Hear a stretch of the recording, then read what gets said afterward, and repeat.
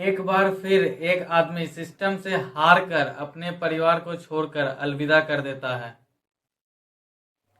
जिसने कमाकर एक बेटे का, पिता का तथा पापा का फर्ज बड़े ही ईमानदारी से निभाया, वो एक बार फिर हमें छोड़कर अलविदा कर देता है।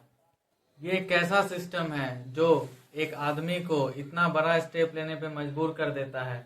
ये कैसा सिस्टम है जो लड़की की तरफ इतना ज्यादा बायस्ड है?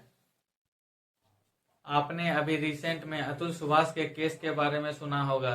जिनको नहीं पता उनको मैं बता दूं कि वो पेशे से एक एआई इंजीनियर थे। उनकी अच्छी खासी जॉब थी। उन्होंने अभी 5 साल पहले ही एक लड़की जिनका नाम निकिता सिंघानिया था, उनसे शादी की।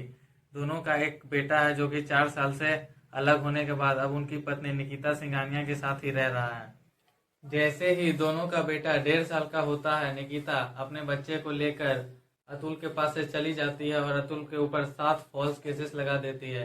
और आपको मैं बता दूं कि अतुल गुरुग्राम बेंगलोर में जॉब किया करता था, पर उनको मेंटली और फिजिकली टॉर्चर करने के लिए निकिता ये केस जौनपुर यूपी में जाके करती है, ताकि अतुल को अपना काम धाम सब छोड़ के बार बार तारीख पे यूपी जाना पड़े। निकिता ने ये फॉल्स केसेस ना कि सिर्फ अतुल पे ही लगाया था, बल्कि साथ साथ उसने ये केसेस उसके माता पिता तथा उसके भाई सब पे लगाया था। और आपको बता दूं, अतुल को हर बार अपने माता पिता और भाई को लेकर यूपी जाना पड़ता था। ऐसा उसने 1-2 बार नहीं बल्कि 40 से 50 बार किया।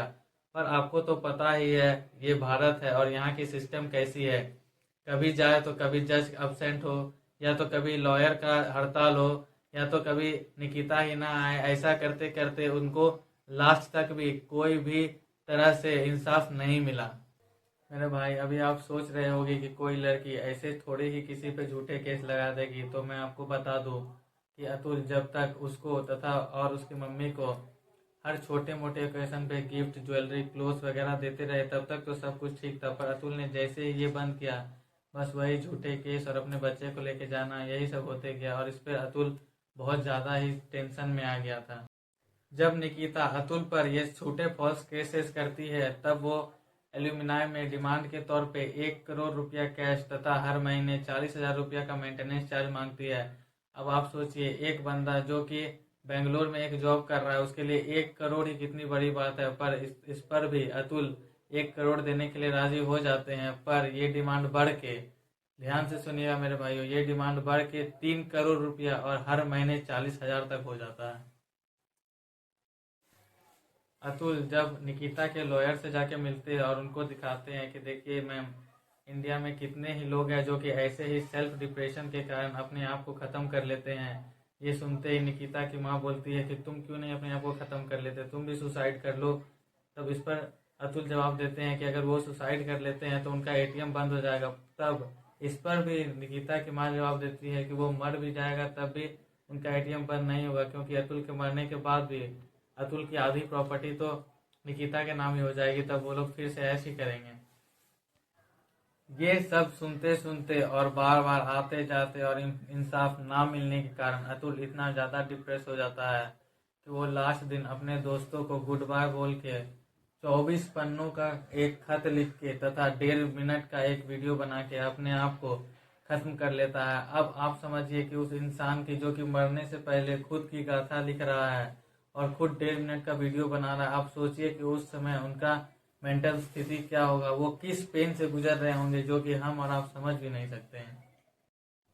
अब आप ये समझिए कि अतुल का हमारे इन सिस्टम से इस कदर भरोसा उठ चुका था कि वो मरने के बाद अपने वीडियो में ये बताते हैं कि अगर उनको इंसाफ ना मिले तो उनकी अस्थियों को ना कि किसी गंगा जल में बल्कि वहीं कोर्ट के आगे किसी गटर में बहा देना है, और ताकि वो ये समझते रहे कि इस देश में एक इंसान की कीमत कितनी कम है।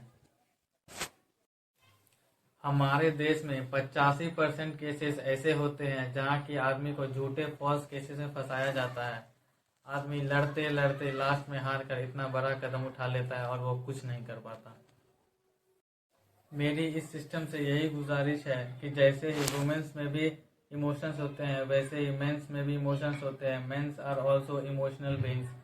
तो उनके लिए भी एक कानून होना चाहिए तथा उनकी भी बात सरकार सुने। इस सिस्टम से मेरी यही गुजारिश है कि मेंस के लिए भी एक कानून होना चाहिए, उनको ही हर समय गिल्टी ना माना जाए। तब तक के लिए आपसे अलविदा लेता हूँ। मिलते हैं नेक्स्ट वीक एक नए डॉक्यूमेंट्री के साथ।